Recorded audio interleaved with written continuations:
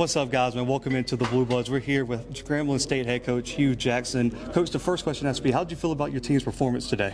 It was awesome. It was exciting. I think the fans, I think the atmosphere of having our fans in our stadium, I think having Marvin Lewis and Mike Zimmer here, and I think what G-Man Nation did for our football team and Kimberly Deemer did for our team, them being the head coaches of the team and basically buying the teams, I think was awesome.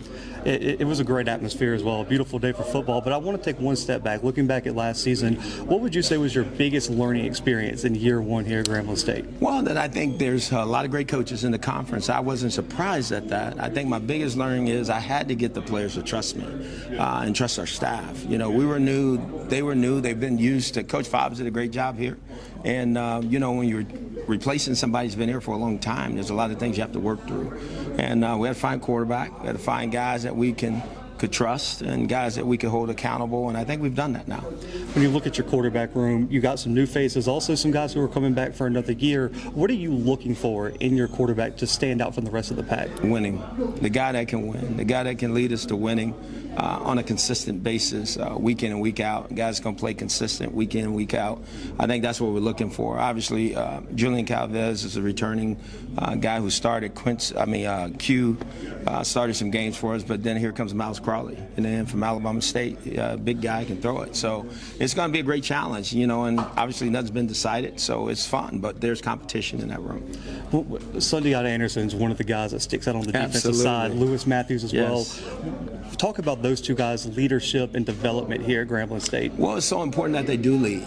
We're going to go as they go, you know, because those guys are all SWAC players. They know how to play the game at a high level, and they got to continue to push everybody else to get there, and I think they will. I think they're two of the better players in the conference, and it's good to have two guys you can depend on like that, and we just need to find more. You brought in a new passing game coordinator and Coach Tony Hull, storied high school coach and been around the college game for a while. What made him the guy for you, and kind of what have you seen from him so far since he's been on campus? The interview. You know, I think I try to do a great job of interviewing the people that I want to put on our staff, because I think it's got to be the right fit. He's the right fit. You know, he's the right fit for me. He's going to bring a wealth of knowledge offensively, and there's things I can also help him with, but at the same time, he gets it. You know, it's just he has the keys, but he knows I know how to rev up the engine. So we kind of work together with the rest of the staff, and we try to make things happen. You're an offensive-minded guy. Since you've been in the game of college football, what is the biggest fundamental change that you've seen since you started your career in the early 2000s at USC as an OC to now coaching in 2023? Well, it's a different game. You know, it's an RPO game. It's a speed game. It's a play as fast as you can.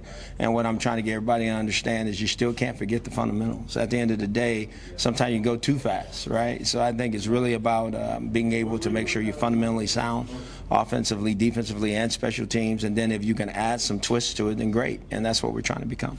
When you look at the evolution of the transfer portal with the addition of NIL now, recruiting has changed so much in college football. How do you guys plan to continue to evolve with the recruiting game in terms of NIL and the transfer portal, while also not forgetting the loaded high school talent pool that's in the state of Louisiana? Well, we're going to recruit the state first, you know, and I think we have to do a great job, but we're also going to do everything we think it takes to get to winning. So to me, I kind of liken it to the NFL. You know, there's 3 periods here. There's an early signing period, there's a normal signing period, and then there's this late period that happens after spring ball is over with, because you're talking about portal, guys leaving and going.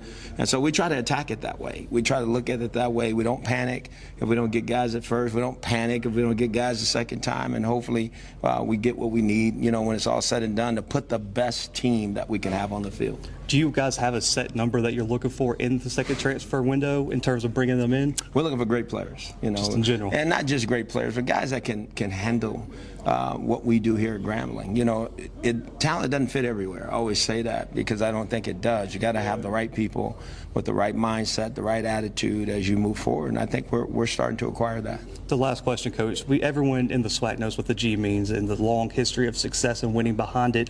What is the expectations that yourself and the coaching staff are preaching to the players going into the 2023 season? I think it's what you just said, what it means. I think sometimes you have to go back and have guys understand the history of what Grambling is and what Grambling should be and what we expect it to be. When you come here, you expect it to win. You're not here for anything other than that. When it comes to playing between the white lines, obviously you got to earn a degree, and we want you to do something worthwhile with your life. But this is about winning championships. It's about putting the best team in the SWAC out there and having everybody chase us, and we want to get back to that. Coach, I love it. I know all the Grambling fans out there are gonna really love that message. Coach, I appreciate your time. It was a great game today. Guys, make sure to stay tuned for more content for Grambling State Spring Game right here on the Blue Bloods.